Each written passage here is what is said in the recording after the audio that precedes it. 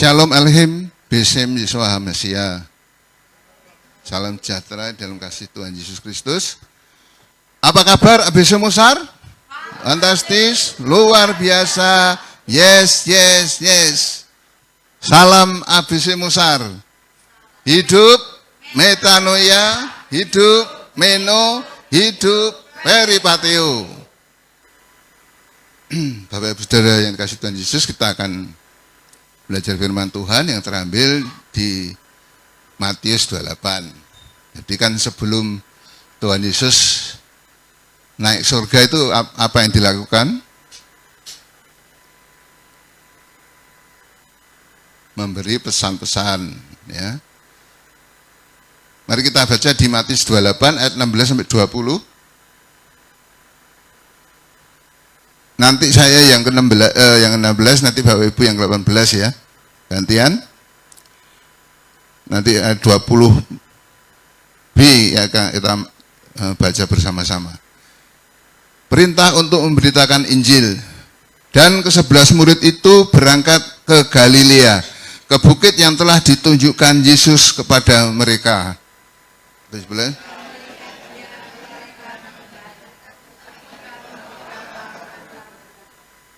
ayat 18, Yesus mendekati mereka dan berkata, kepadaku telah diberikan segala kuasa di surga dan di bumi.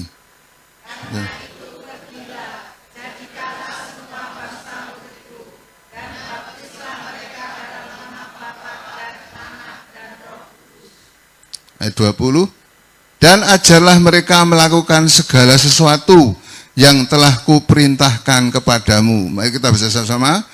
Dan ketahuilah, aku menyertai kamu senantiasa sampai kepada akhir zaman. Amin. Hari ini tidak ada kuis, karena tidak ada buah yang matang. Terakhir Pak Nono malah lupa, sampai bosok.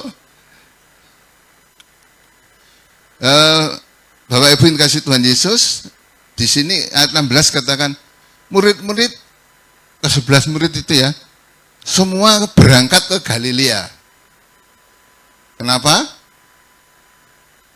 Ini karena pesan Tuhan Yesus ya, waktu nggak salah Maria Magdalena ya yang ke kuburan itu dikatakan suruh ke Galilea, nanti akan bertemu di sana dengan Tuhan Yesus ya. Dan kebetulan itu sebagian besar murid Tuhan Yesus itu berasal dari Galilea. Galilea itu kalau Yerusalem termasuk Yudea, itu Galilea di belah utaranya. Kalau sekarang itu Gaza selatan itu utaranya, sana utaranya Yerusalem ya. Jadi kalau Yerusalem Yudea, terus Samaria, baru Galilea. Jadi mereka ke sana semua, ke Galilea, karena ya seperti pesan yang disampaikan Maria Magdalena ya, yang disuruh Tuhan Yesus untuk menyampaikan pada murid-muridnya. Kenapa Galilea? Karena selain sebagian besar murid Tuhan Yesus itu berasal dari Galilea, seperti tadi disampaikan, juga karena ya tadi Galilea itu jauh, karena dari Yudea harus ke Samaria dulu baru sampai Galilea ya. Jadi lebih jauh. Jadi kalau pusat pemerintahnya itu di Yerusalem ya. Jadi kedudukan Pontius Pilatus itu di Yerusalem. Jadi mereka akan lebih leluasa berkumpul, bersekutu bersama ya, tanpa takut ditangkap pemerintah. Kenapa kok takut pemerintah? Karena di ayat 15 ya, Matius 28:15, mereka menerima uang itu dan berbuat seperti yang dipesankan kepada mereka, dan cerita ini tersiar di antara orang Yahudi sampai sekarang. Ya, jadi ayat 13, kamu harus mengatakan bahwa murid-muridnya datang malam-malam dan mencurinya ketika kamu sedang tidur. Ya, jadi karena dusta mahkamah agama ini ya, imam besar dan tua-tua Israel ya, setelah mereka mendapat laporan dari para penjaga, loh kenapa kok para penjaga ini laporan ke Mahkamah Agama karena prajurit-prajurit ini kalau istilah sekarang tuh di BKO-kan ya. Di BKO-kan, kalau polisi kan di BKO-kan ke tentara di tugas polisi diperbantukan untuk menjaga kubur atas permintaan agama ya. Sebenarnya imam-imam tuh tahu kalau Yesus akan bangkit ya, dia tahu 3 hari dan ternyata memang benar. Jadi mereka sebenarnya harusnya merasa salah tapi nggak mau itu, jadi dia harus tetap melawan itu ya. Jadi Tuhan Yesus sudah bangkit, mereka berusaha untuk menghalangi itu ya. Saya nggak mau menyangkut pemilu, sama aja ya, sudah menang tapi tetap di itu ya. Jadi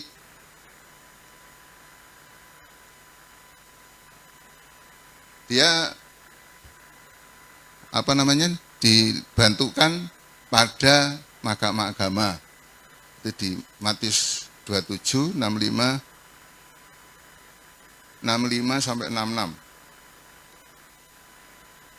Kata Pilatus kepada mereka, ini penjaga-penjaga bagimu, pergi dan jagalah kubur itu sebaik-baiknya. Maka pergilah mereka dengan bantuan penjaga-penjaga itu, mereka memeterai kubur itu dan menjaganya. Ya. Bapak Ibu Saudara kasih Tuhan Yesus, sebenarnya tadi ya harusnya tahu dia kalau Tuhan Yesus itu bangkit ya.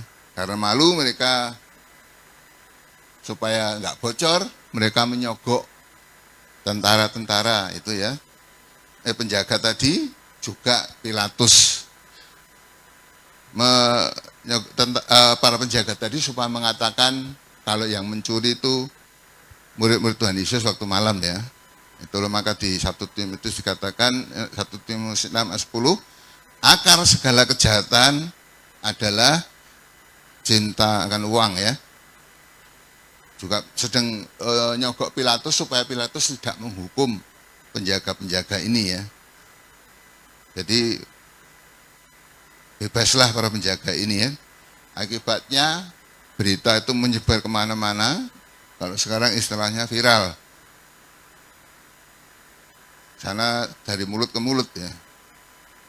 Dengan sebenarnya kalau menurut hukum Romawi, kalau penjaga-penjaga yang ditugaskan untuk menjaga sesuatu atau tawanan misalnya, kalau tawanannya itu lepas, otomatis penjaga atau kepala penjaranya semua dihukum mati ya. Seperti contoh waktu Petrus yang ditahan atau Paulus ya, kan waktu gempa itu di mana kepala penjara mau bunuh diri, ternyata Paulus menyegah ya, supaya karena mereka masih di dalam. Ya, itu kan tidak seperti biasanya, jadi enggak dihukum mati karena jelas mereka lalai ya. Namanya penjaga itu kalau jaga, tapi ini sebenarnya ada beberapa sih, harusnya gantian aplos, harusnya itu berjaga ya, atau maksudnya nggak tertidur, jadi alasan nggak tertidur. Kalau satpam mungkin ya Bapak Ibu. Saya sendiri membuktikan di proyek saya ya, di pabrik kain itu, saya dikerjain untuk nunggu tiang pancang karena datang malam-malam. Ya. Ternyata saya tunggu sampai pagi nggak datang. Itu saya sampai jalan-jalan saya lihat masuk ke posnya satpam tidur. Ya. Kalau misalnya dipukul itu dia nggak tahu. Maka begitu keamanan itu kan kolonel polisi ya, itu nyuruh mobil saya ditaruh di pinggir pojok gitu. Saya nggak mau, misalnya takutnya diambil dinamonya ya sama pencuri. Wah, ada satpam. Apa satpam Pak? Saya tuh di posnya itu saya situ lama, saya bergerak kanan kiri tetap tidur gitu. Saya nggak mau gitu. Dipaksa saya nggak mau, saya berani ya. Waktu tentara saya di proyek berani. Itu kolonel yang saya lawan itu. Tapi biasanya kan kalau masih anu itu ya nerimo pembantu ya wis ngalah gitu ya. Jadi karena apa? Karena saya sudah buktikan kalau satpamnya itu tertidur, ya. Di Matius 28 ayat 2, 3 dan 4 dikatakan, maka terjadilah gempa bumi yang hebat sebab seorang malaikat turun dari langit dan datang ke batu itu dan menggulingkannya, lalu duduk di atasnya. Wajahnya bagaikan kilat dan pakaiannya putih bagaikan salju. Dan penjaga-penjaga itu gentar ketakutan dan menjadi seperti orang-orang mati. Berarti kan tidak tidur ya. Jadi dia tahu, dia melihat ada malaikat yang menggulingkan batu itu dan ada gempa. Bahkan mereka ketakutan ya. Tapi dia juga berani berbohong ya. Karena dapat uang itu ya. Akar segala kejahatan. Karena kabar bohong itu, maka orang-orang Yahudi tidak percaya kalau Tuhan Yesus bangkit sampai sekarang ya. Yaitu dengan alasan murid-murid Tuhan Yesus mencuri jasad Yesus. Makanya sama Pilatus diperintahkan untuk menangkap, karena Pilatus nggak tahu kejadiannya ya, cuma dikasih uang itu supaya nggak dihukum. Jadi taunya ya memang benar itu jasad Tuhan Yesus dicuri oleh murid-muridnya. Jadi Pilatus menyuruh itu kepala pasukannya untuk menyelidiki, mencari keberadaan murid-murid Tuhan Yesus ya, dan untuk menangkapnya. Dari mereka di persembunyian mereka ya. Ingat cerita yang pernah saya sampaikan yang itu Longinus ya, yang kepala pasukan itu yang akhirnya ketemu persembunyiannya murid Tuhan Yesus. Dia betapa terkejutnya ternyata Tuhan Yesus ada di situ ya. Akhirnya dia bertobat dan menjadi Kristen ya. Dan orang Yahudi pun seperti di Lukas 16:31 yang cerita Lazarus sama Abraham itu ya. Ya walaupun ada orang bangkit dari kematian, mereka tidak akan percaya ya. Jadi sebenarnya harusnya orang Yahudi belajar dari Taurat ya, Alkitab juga ya. Jadi kalau ada kebangkitan ya, di mana terutama orang Farisi mengakui kebangkitan, kecuali orang Saduki yang tidak mengakui kebangkitan ya.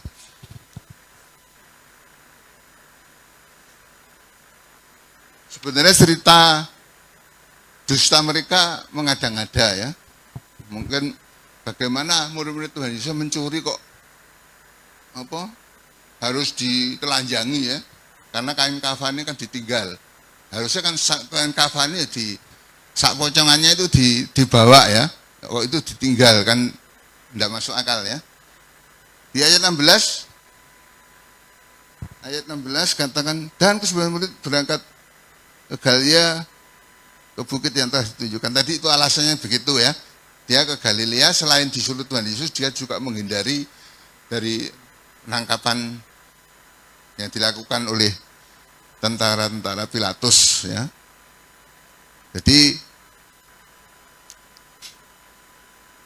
selain ke Galilea terus pergi ke bukit yang di Galilea, enggak tahu bukitnya itu bukit apa ya namanya, saya juga enggak tahu, tapi kalau Zaitun apa itu dekat Yerusalem ya.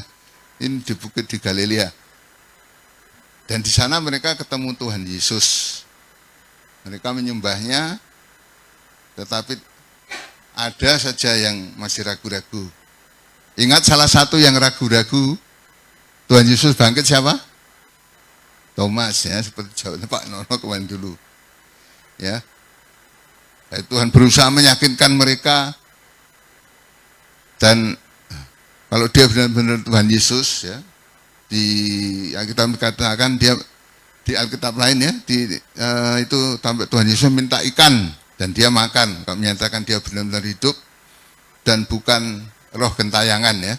Jadi dia seperti sudah hidup dan seperti orang biasa bisa makan ya.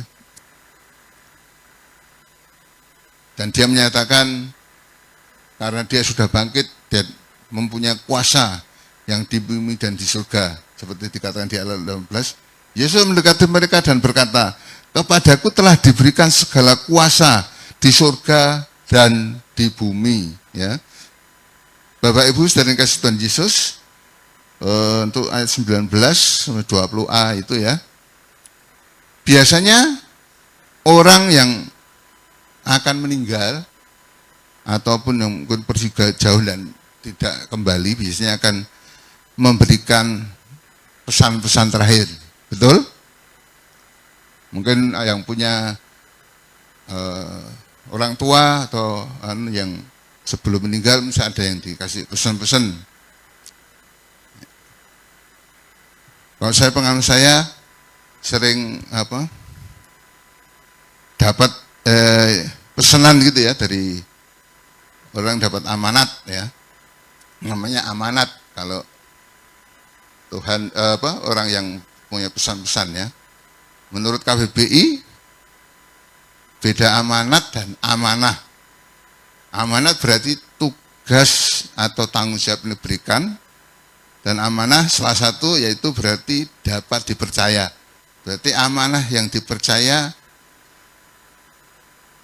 menjalankan amanat orang itulah yang amanah ya, bisa menjalankan amanat itu berarti orang itu amanah.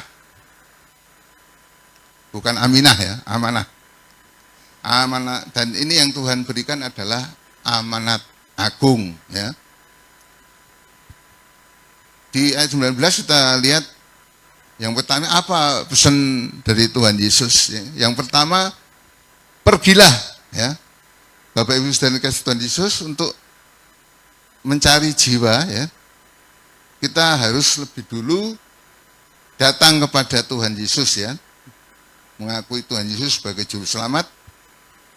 Jadi kita tahu apa yang harus kita katakan dan apa yang harus kita perbuat, karena biasanya kita menerima Tuhan Yesus dan baptis, kita akan menerima kateksasi atau pelajaran-pelajaran agama, bisa menceritakan, dan juga terutama adalah lebih baik kalau kita mengalami pengalaman pribadi dengan Tuhan Yesus, itu lebih menguatkan kita untuk menceritakan kepada orang lain ya, supaya orang lain juga dapat dipercaya. Seperti katakan Tuhan Yesus di Matius 4 ayat 19 yang mengatakan, Yesus berkata kepada mereka, yaitu murid-muridnya, mari ikutlah aku dan kamu akan kujadikan penjala manusia. Aku sekolah minggu ya. Ingat ibu-ibu sekolah minggu, guru-guru sekolah minggu, jadilah kau penjala orang ya, penjala orang ya. Mungkin sekolah minggu Topo dulu ya masih ingat ya. Kata pergi menunjukkan bahwa kita tidak boleh hanya menunggu. Ya, atau istilahnya sekarang tuh harus jemput bola ya. Jadi sampai nunggu orang mau datang baru kita mencari mereka. Kita harus mencari mereka.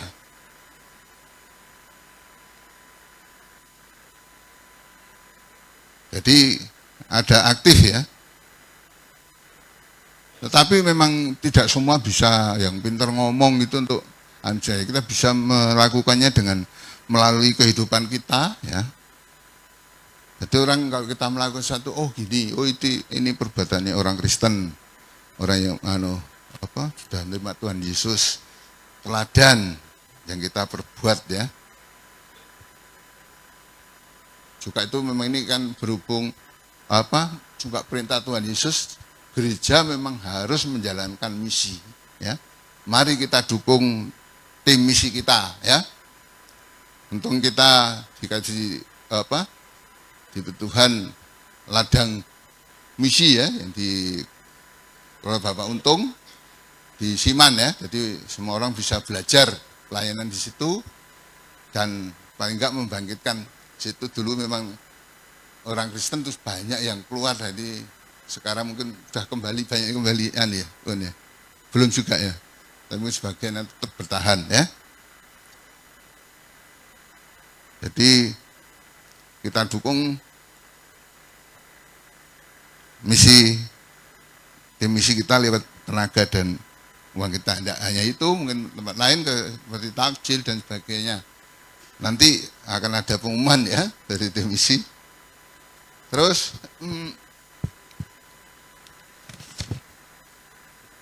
juga kita pelayanan ya, tim apa namanya, kayak tim RIP itu kita juga, itu juga merupakan misi ya. Jadi kita melayani tim misi, orang meninggal. Dulu zamannya belum ada tim RIP, tim awal itu ya, kita pernah malam-malam itu ya, zamannya ini yang masih hidup ya, Pak Nono Bu Nono, Pak Untung Buntung, Pak Sukarejo, saya Bunda ya, waktu di rumah sakit itu ya, malam-malam. Sekarang lumayan sudah terang, ada tempat untuk mandi jenazah itu. Sekarang dulu itu udah sepi, lampunya 5 watt, mendrip-mendrip, terus suara jangkrik gitu, jam 1 malam sampai jam 4 pagi kita ya. Jadi saya itu mau tenaganya kurang, saya diminta Pak Nono, Pak Ino, angkat. Saya itu gak ngangkat jenazah tuh gak berani, saudara.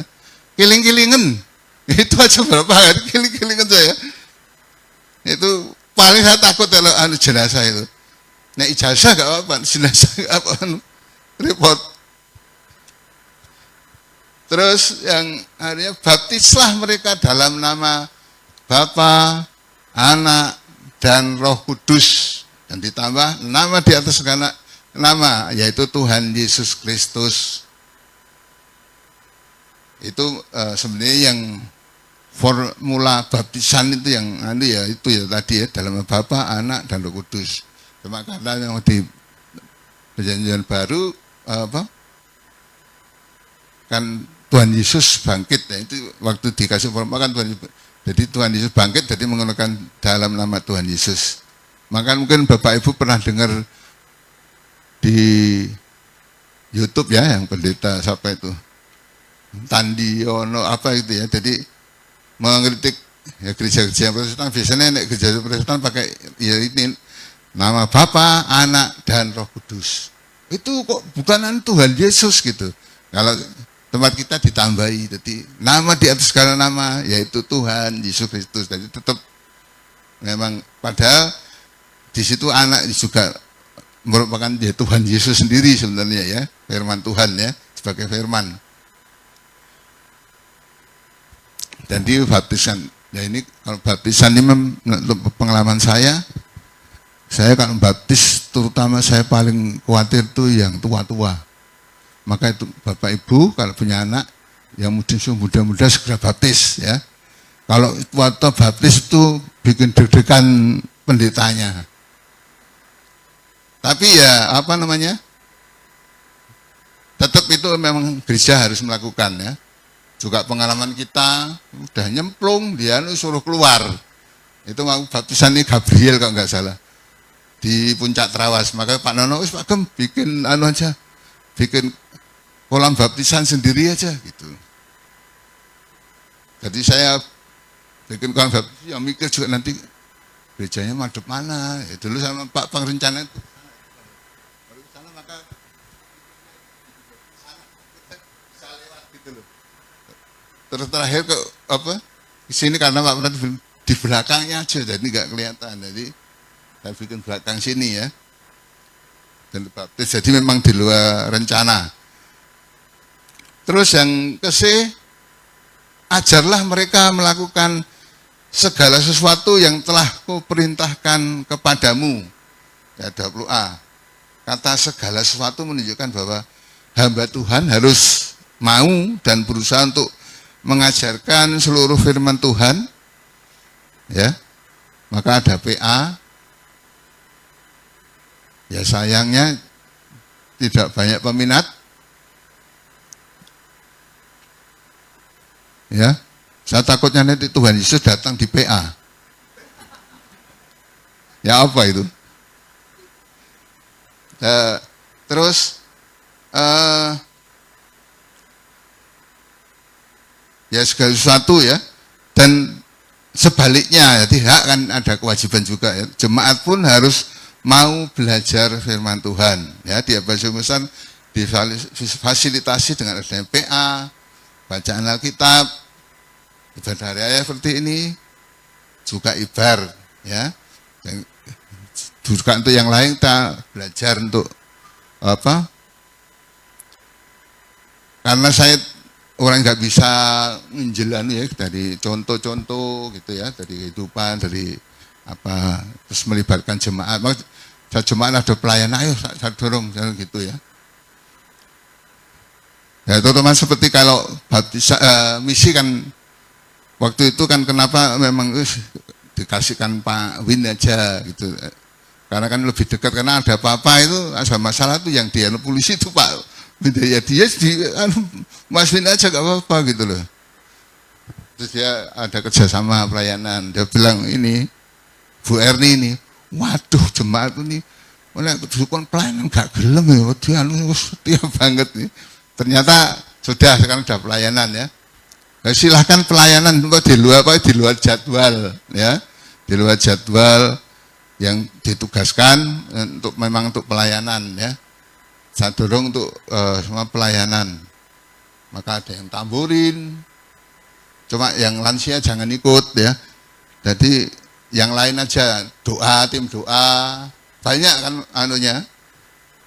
Pak nari atau mungkin vokal grup itu lebih bagus ya.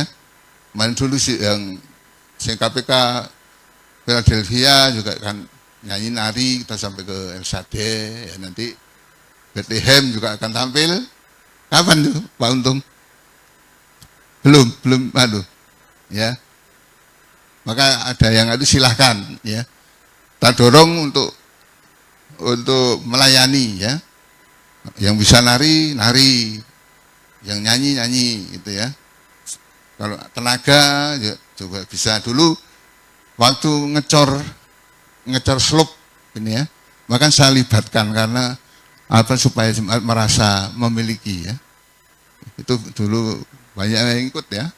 Waktu itu masih ada Pak Doni juga, terus Pak Sehok ya, Pak Sehok ikut ngecor itu ya. Ini banyak yang Pak Wahyu dan sebagainya ya. Jadi merasa kita juga ikut membangun ya. Memang nggak seterusnya, cuma hanya itu supaya untuk apa, semangat aja ya. Jadi ikut melayani. Jadi apa, kita berusaha mendorong semua jadi bisa lebih apa, bersemangat. Yang bisa dilakukan kita lakukan. Ada juga yang punya kemampuan bisa mendekati orang, terus bisa ngajak untuk ikut menerima Tuhan Yesus ya. Puji Tuhan, memang tidak semua bisa begitu, ada juga yang punya karunia khusus ya. Terusnya yang D ayat 20b, Tuhan Yesus berjanji ya, dan ketahuilah aku menyertai kamu senantiasa sampai kepada akhir zaman. Jadi apapun yang kita mampu kita lakukan ya. Jangan apa, nanti jangan-jangan ini ojo-ojo ini BBI gitu ya. Dulu BBI muncul nggak apa-apa, BBI ini gitu ya. Jadi kita lakukan saja perintah untuk memberitakan Injil ya. Dalam ayat 19-20a itu memang berat ya, nggak gampang, tetapi Tuhan berjanji untuk menyertai orang-orang yang mau menaati amat yang agung itu ya. Jadi kita pegang janji Tuhan, Tuhan akan selalu menyertai ya, seperti itu. Tuhan tidak melakukan perbuatan tangannya, Dia janjinya selalu menyertai kita. Amin. Tuhan Yesus memberkati.